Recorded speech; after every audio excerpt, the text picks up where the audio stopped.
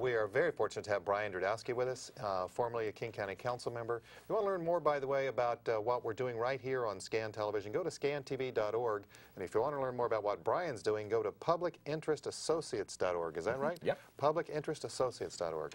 Okay, Brian. China's massive economic problem, the United States' massive economic problem, but I live here. What does it mean to me? Well, first of all, you're close to Canada, and that's not a bad thing. Okay. Because Canada is rich with natural resources. The Pacific Northwest is rich in natural resources. We have good, clean water. We have good, excellent soils that haven't been ruined. We have not grown beyond our ability to support our population, despite the efforts of the Master Builders Association. And we have actually, by adopting the growth management law some 12 years ago, or I guess it's been longer than that, it's about 18 years now, we have managed to control the growth so that our housing market is a little more stable.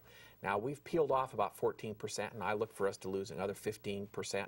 Whether we drop a full 40, I don't know. I predict more like 30 or 35. But we're going to have to make many adjustments. So, you know, a lot of people, the thing that I'm concerned about is that a lot of financial analysts, a lot of people in business are thinking that this is just a typical recession, that this is something that's going to be gone. They're talking about, gee, it's going to turn around in the second quarter of next year. They're wrong. We may see a slight blip upwards, but this is the beginning of a completely different and new economy. And it's going to be, it's going to change our lives. It's going to be the way our kids are going to live, it's the way our grandkids are going to live. Well, speaking of different and change, that's what Henry Paulson did with his bailout plan. And in fact, just in U.S. News and World Report, Paulson's bailout, a $700 billion switcheroo. Paulson's announcement was a public acknowledgement by the administration that hundreds of billions of dollars spent thus far to buy up complex mortgage-related assets were not solving the economic crisis that their misuse triggered or helping to lubricate the dried-up credit markets. What can the federal government do to help us here at home? Well, the first thing it ought to do is stop spending good money after bad. Of course, you could argue whether it's really good money or not. But there's a limited capacity that the taxpayers have and the federal government has to borrow money. And we should not be squandering it on financial institutions that take that money and pay off bonuses and pay off other debts that they have. That money should be 100% allocated to new borrowings for the productive economy. And you know, that was what I think the general public thought was going to happen. Yeah. And Paulson specifically has said no, that they're not required to lend it.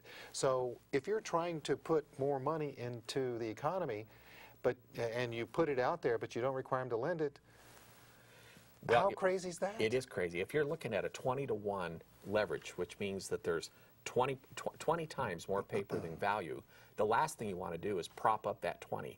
Let that 20 go. That 20 is gone. That 20 is gone forever. What we should be doing is taking those resources and investing it in the productive economy.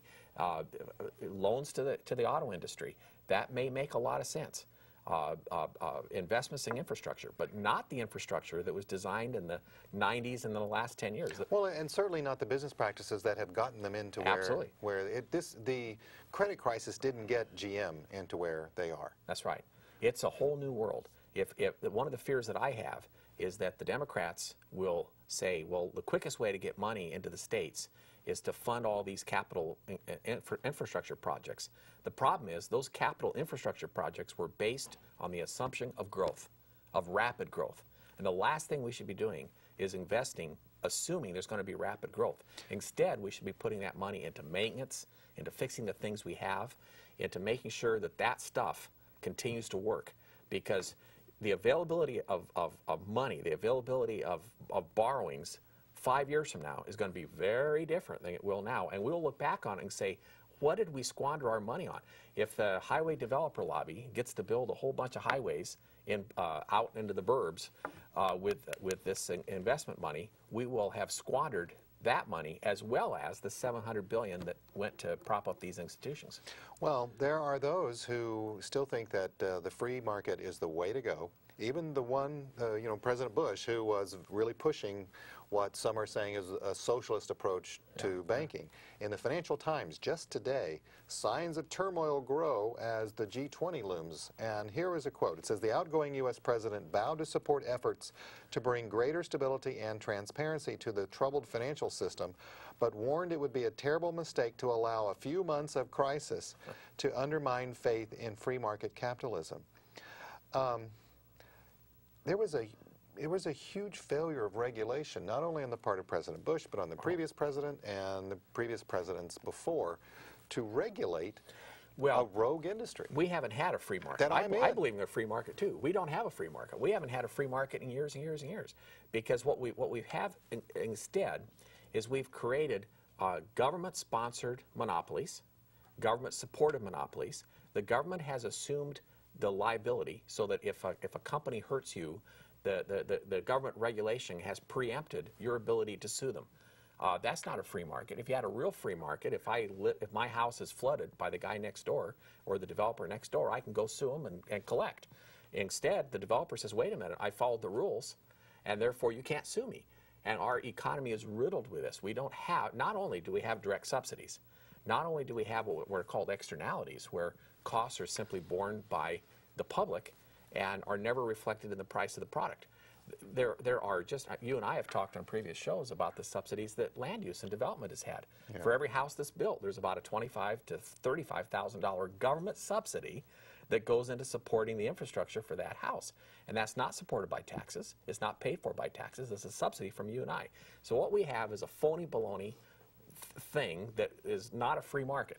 And if anything, this next era is going to be far more free market, because it's going to be local, it's going to be sustainable. The costs are actually going to be reflected in the price of the product. There's going to be less government underwritten debt. Except here.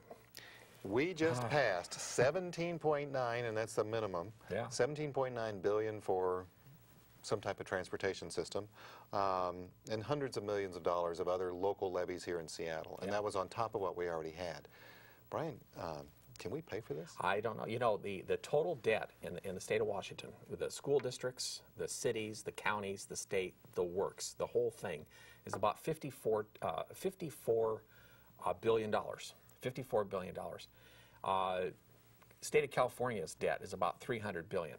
If you take a look at their gross domestic product and our gross domestic product, we have on a per capita, per gross product basis about the same debt as the state of California. And the state of California is in big trouble right now. Yeah, they are. So what we did is we took, in one vote, we added the potential for $17 billion more debt. That is equal to the combined debt of all the local governments and school districts and the state of Oklahoma, say. So we took on that entire debt. Well, they took our basketball team, so you know. Well, there you go. It's a trade. And it could be if the price of gas in a couple of 2, 4, 5 years goes to $10 a gallon in today's money, which it could well do, we could be looking back on that investment 10, 15, 20 years from now as saying, phew, we got in just before the door closed, and we got this rail system in. So it's not necessarily a no-brainer that it was a bad decision. It could be a very good decision. However, $17 billion. It's taking a lot of money out of the available transit dollars, and it's putting it in not just transit, road. Basically, what we have to do is basically we have to shut down all the road construction in order to pay for this.